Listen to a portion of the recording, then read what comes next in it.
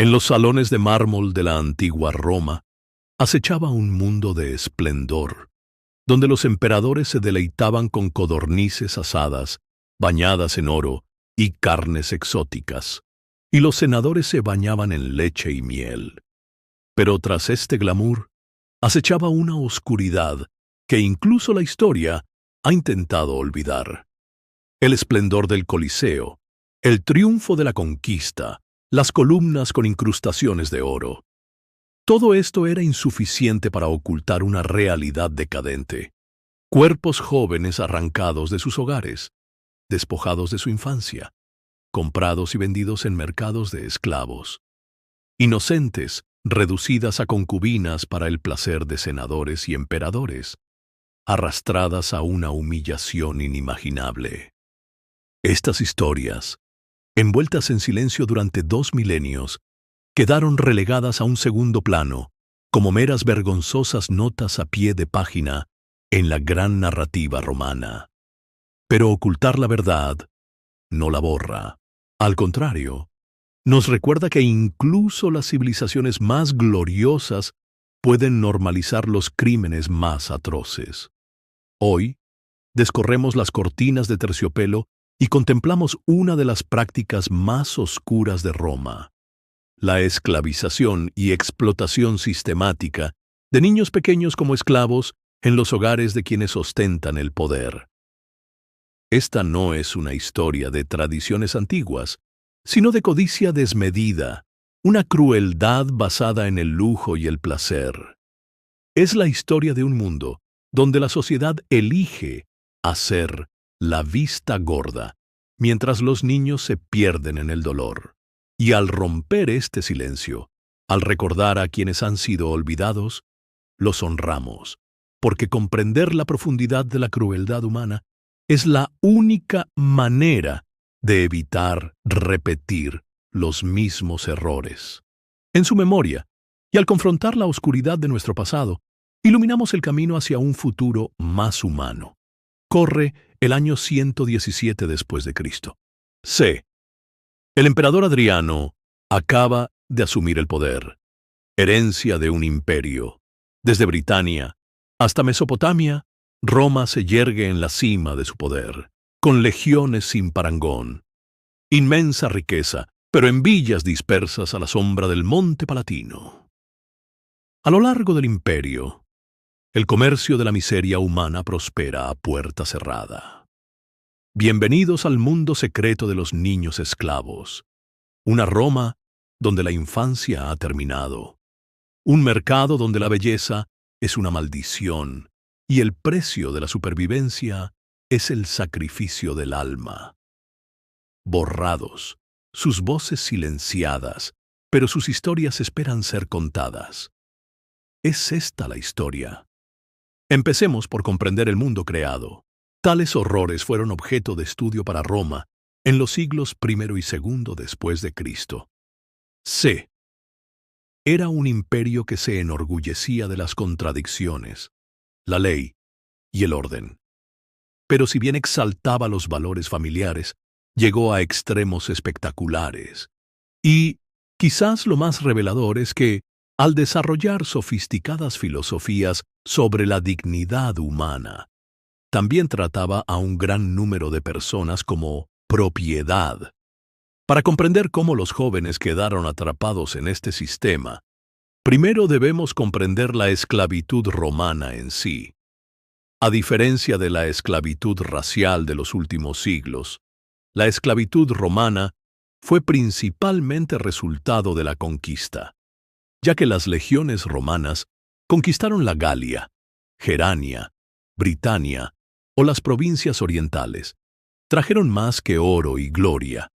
Trajeron de regreso personas, hombres, mujeres y niños, para alimentar el insaciable apetito de lujo del imperio. Algunos niños cautivos corrieron un cruel destino. Los niños de entre 7 y 14 años, considerados hermosos según los estándares romanos, eran seleccionados para un tipo diferente de esclavitud. No estaban destinados a los campos ni a las minas.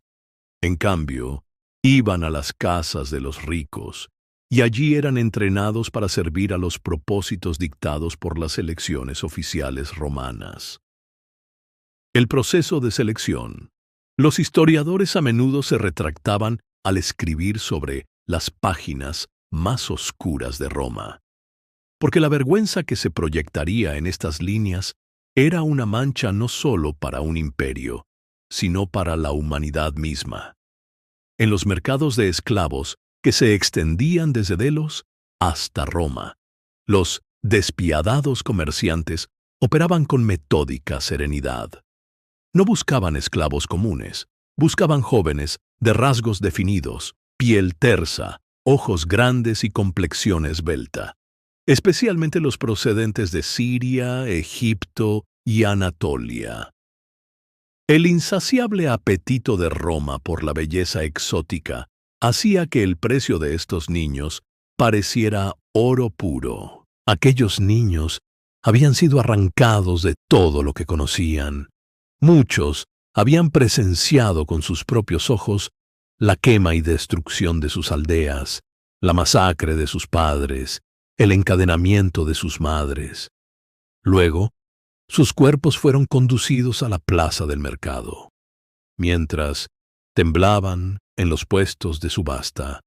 Los potenciales compradores les revisaban los dientes, palpaban sus músculos, se giraban y examinaban sus cuerpos como animales. Cada año, cada mirada, les arrebataba un trocito de su identidad. Los afortunados eran vendidos rápidamente. Los desafortunados sufrían el dolor de ser comprados y vendidos de nuevo, cada vez más destrozados. Y en el momento en que eran vendidos, se abría una puerta que definiría el resto de sus vidas. Un mundo construido para doblegar su voluntad, destruir sus identidades y remodelarlas. Recibieron nuevos nombres, a menudo femeninos, degradantes y denigrantes, que borraban lo que quedaba de su antiguo yo. Y así, estas vidas robadas de la infancia se convirtieron en testigos silenciosos de uno de los mayores crímenes de Roma. Nombres griegos.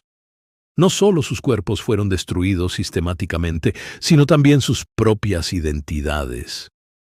Su estatus inferior, su lengua materna, sus raíces culturales, todo fue prohibido, silenciado y borrado. Todo lo relacionado con sus vidas anteriores fue borrado gradualmente, reemplazado por una identidad artificial diseñada para complacer a sus amos. La transformación física comenzó desde el principio. Estos niños fueron condenados a un régimen de aseo que superó incluso los estándares de belleza más brutales de la era moderna. Se les extirpó todo el vello corporal mediante dolorosas depilaciones y resinas calientes. Se mantuvo su piel pálida ocultándola del sol. Se les aplicaron cosméticos con albayalde. Este resplandor pretendía aumentar su atractivo, pero al mismo tiempo se les inculcaba una muerte lenta y tóxica. Sus dietas eran meticulosamente vigiladas. Estaban diseñadas específicamente para mantener los cuerpos de sus hijos delgados y frágiles. Se impidió la pubertad. Se suprimió el desarrollo muscular, el endurecimiento de los rasgos faciales, cualquier signo de transformación natural. Pero los golpes más duros no solo se asestaban a su apariencia externa, sino a su propia esencia. Algunos eran despojados de su género para preservar para siempre su apariencia juvenil e infantil. Algunos parcialmente, otros completamente. Se les impedía alcanzar la adultez prometida por la naturaleza. Así, se les arrebataba el derecho más fundamental de la humanidad, convirtiéndolos en niños eternos, al servicio de los deseos de sus amos. Aunque algunos emperadores intentaron prohibirla oficialmente, esta brutal práctica persistió en la sombra.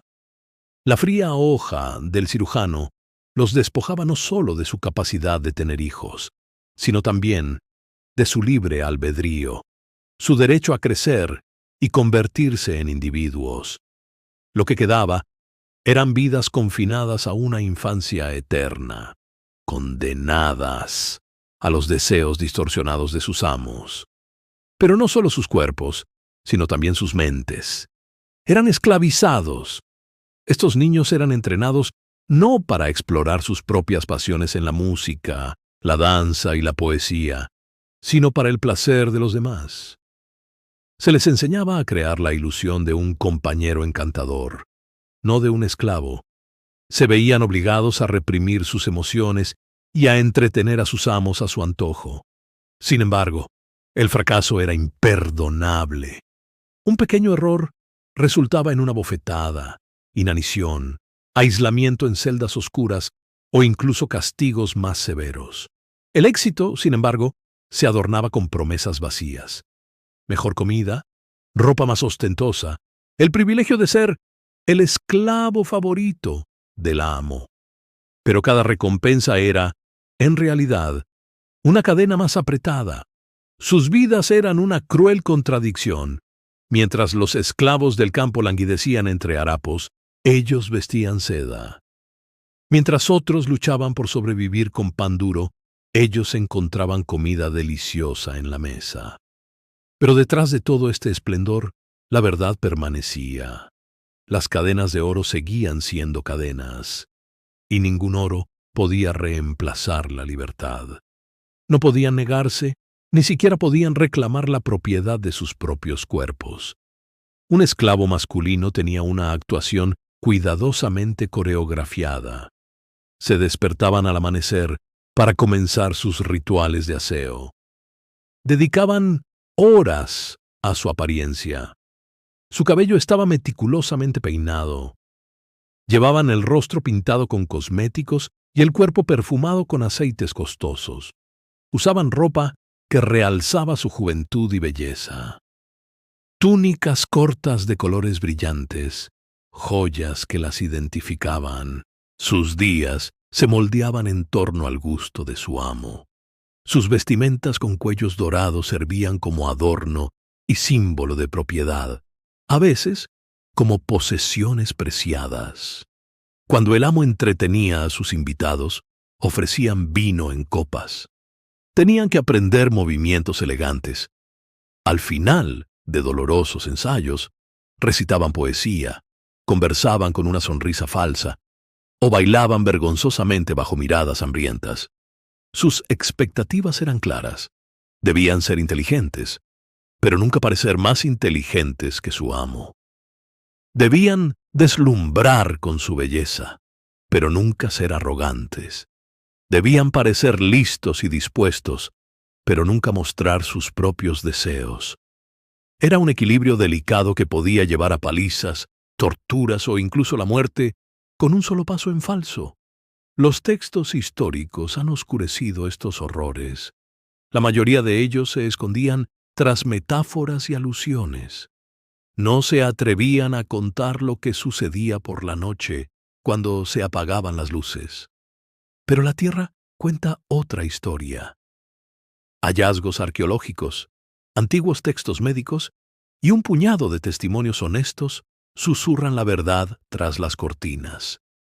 Estos niños fueron sometidos sistemáticamente a una violencia que no debió haber sido. La gloria de Roma se construyó sobre sus llantos silenciosos. Eran propiedad y no tenían derecho a negarse a los deseos de su amo. El trauma de estas repetidas violaciones dejó cicatrices que ninguna cantidad de seda u oro podría ocultar. La relación entre el emperador Adriano y Antino es una de las más romantizadas de la historia romana. Pero bajo la superficie yace una historia mucho más inquietante.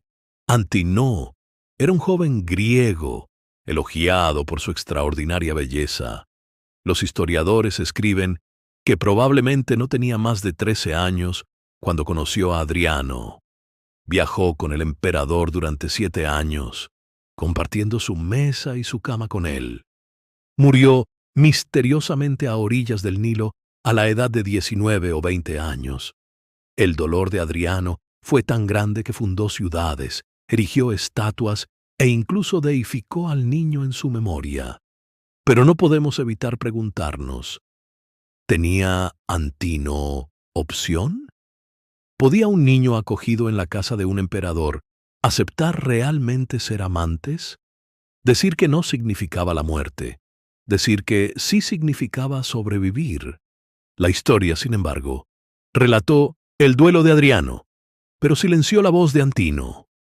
Hoy tenemos estatuas que inmortalizan su belleza, pero ni una sola palabra que exprese sus pensamientos, su dolor, sus deseos. La historia de Antino demuestra cómo la historia crea leyendas. Las plumas del poderoso manto unen el dolor con el amor, la tiranía con el romance. Sin embargo, Antino fue registrado solo como el reflejo de los deseos de su amo. Su propia humanidad estaba envuelta en la oscuridad. Además, era afortunado comparado con miles. El amor de Adriano le brindó una especie de protección, pero el joven que cenó con el emperador en la misma mesa estaba, de hecho, a la sombra de cientos, miles de jóvenes sin nombre. Sufrían no en los palacios de los emperadores, sino en las villas de los nobles de baja nobleza. Sus nombres no fueron registrados, ni sus muertes fueron lamentadas. Ocasionalmente, los poetas ofrecen una visión. En el siglo I después de Cristo, C. Marcial escribió sobre estas víctimas olvidadas en sus sarcásticos versos. Al describir a los hermosos niños esclavos, rodeados de hombres ricos, desveló la explotación sistemática de la élite romana. La historia de Antino ha sobrevivido como leyenda, pero tras ella aún resuenan los sombríos llantos de miles de niños cuyos nombres nunca conoceremos. La comedia fue una tragedia para los niños. Se vieron obligados a sufrir su propia humillación. Los textos médicos de la época revelan el daño físico que sufrieron los opresores. Estos crímenes son descritos por médicos como Celso y Galeno, que trataron a los niños. Las lesiones solo pudieron haber sido resultado de la violencia. Podemos leer el coste humano entre líneas. Niños destrozados por los deseos de los adultos, cuyo sufrimiento fue tratado como una curiosidad médica. En Roma, las historias de estos niños no se registraron como un ultraje moral, sino como áridos documentos oficiales. Se enumeraban junto a los muebles en los testamentos, junto a los animales en los contratos de compraventa. Los registros judiciales los describían como un niño sorprendido huyendo o un esclavo asesinado por un amo celoso. Para el derecho romano, no se trataba de tragedias humanas, sino de simples disputas de propiedad. Además, esta horrible práctica no se limitaba a los palacios de los emperadores ni a las villas de los aristócratas adinerados. Cualquier hombre con recursos suficientes podía permitirse comprar un hijo varón. Comerciantes, terratenientes e incluso oficiales militares consideraban estos cuerpos jóvenes como símbolos de estatus, objetos de deseo. La práctica estaba tan extendida que incluso filósofos como Séneca se vieron obligados a oponerse. Pero a menudo, la objeción no residía en la crueldad a la que eran sometidos los niños, sino en el exceso de degradación moral. Los niños esclavos varones eran utilizados de diversas maneras, pero ninguna era menos atroz que su deshumanización. Algunos entretenían a sus amos con canciones y aprendían a tocar instrumentos. Otros recibían lecciones de filosofía y se les enseñaba a debatir los textos de Platón. Pero esta educación no les otorgaba libertad, solo un mayor valor de mercado. Ni su saber ni su talento podían romper las cadenas de su esclavitud. Los registros de las transacciones del mercado de esclavos aún nos susurran la verdad. Un papiro del Egipto romano registra la venta de un niño sirio de 12 años talentoso para la música y de hermosa apariencia. Su precio equivalía al de varios esclavos de campo adultos. Otro documento de Pompeya describe la venta de un niño educado en las tradiciones griegas a un rico comerciante. El lenguaje de estos documentos es seco y frío, pero entre líneas yace una verdad desgarradora. Cada palabra, cada número, habla de la vida de un niño en juego. Lo único escrito para ellos era su precio. Su humanidad había sido borrada hacía tiempo. La verdad, los niños eran vendidos como esclavos con todas las sanciones de la ley. Y quizás la costumbre más inquietante era cómo la sociedad romana normalizaba esto. Los hombres ricos llevaban esclavos varones a eventos públicos y los exhibían como mascotas exóticas. Los poetas escribían versos comparando su belleza con la de las flores o las joyas. Los artistas los representaban. Los magníficos frescos y mosaicos de Roma se nos presentan como exquisitos y ricos. Pero esas piedras en realidad contienen las escenas lamentables y congeladas de niños.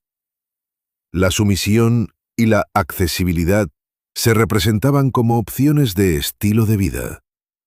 Así, la brutalidad se normalizó a través del lenguaje del arte y la cultura. Los traumas, la depresión, los intentos de suicidio de los niños. En Roma, estos se consideraban defectos, una debilidad. No eran seres humanos, sino propiedad utilizada para el placer de sus amos. Las conquistas saqueaban no solo tierras, sino también pueblos, familias e infancias. Con cada victoria, miles de niños inocentes eran esclavizados. Incluso con el paso del tiempo, nada cambió. Bajo los emperadores cristianos, el abuso era más encubierto, pero igualmente brutal. Incluso los padres de la Iglesia a menudo se preocupaban no por el sufrimiento de las víctimas, sino por las almas de los perpetradores. Los niños eran vendidos, ignorados. Hoy, la arqueología nos ofrece testimonios silenciosos. Las líneas interlineales talladas en lápidas, los espejos abandonados en Pompeya, las habitaciones de Herculano, donde solo se mantenía a niños varones. Todos susurran la misma historia. La gloria de Roma se construyó sobre el llanto de los inocentes. Pero esto no es exclusivo de Roma. Hoy en día, los niños son secuestrados, vendidos y esclavizados. Los métodos han cambiado, pero el mal persiste. Los poderosos se aprovechan de los indefensos. La historia de los concubinos romanos no es solo un capítulo oscuro del pasado. Es una advertencia, un lamento y un llamado para nosotros. Sus llantos han sido silenciados, pero al conmemorarlos, podemos restaurar un fragmento del honor que se les negó. Que sus infancias robadas nos recuerden la santidad de la infancia. Que su sufrimiento fortalezca nuestra determinación de proteger a los inocentes. Roma cayó. Sus emperadores desaparecieron. Pero su oscuro legado permanece presente. Porque incluso hoy, el poder corrompe, la explotación persiste y los niños sufren. La pregunta importante es esta: ¿a qué gritos hacemos oídos sordos?